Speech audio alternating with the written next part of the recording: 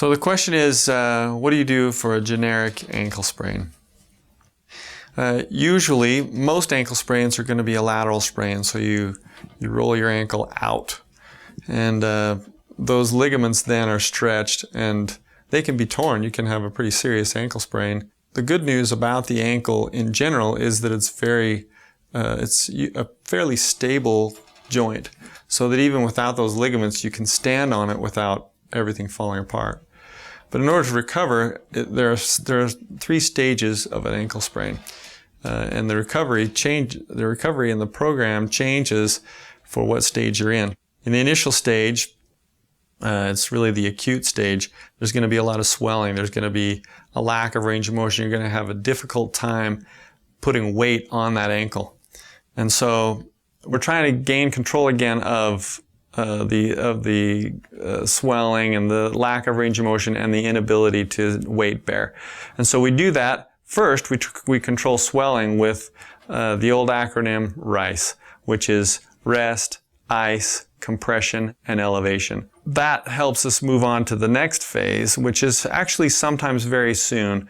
But the resting part, you don't want to be running around on an ankle that's really swollen and it's painful. It's usually not helpful.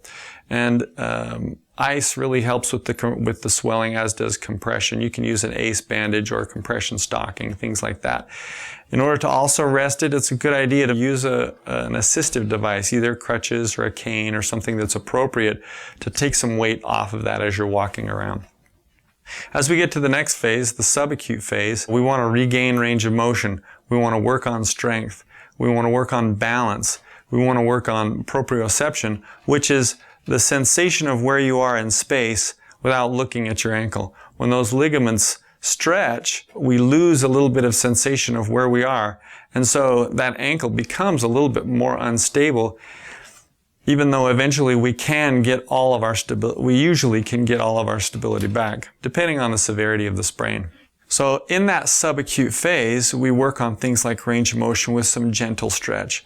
Stretching should never feel really painful, but feeling a pull or feeling uncomfortable a little bit as you stretch to regain range of motion is usually required.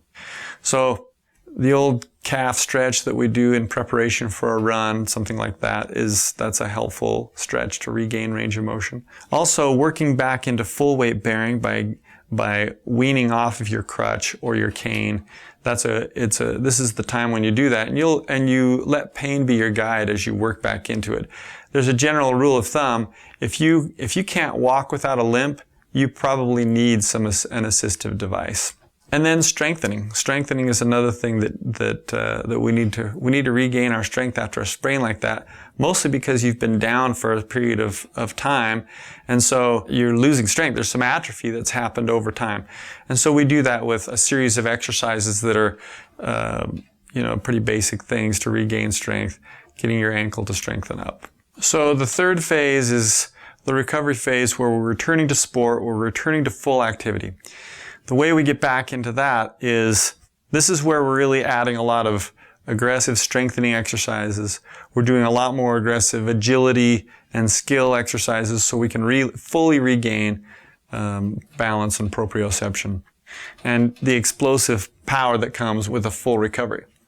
A lot of these exercises, we're adding in impact, we're adding in unstable surfaces, and we'll do a demonstration. Look for a video later on for a demonstration of a lot of those exercises.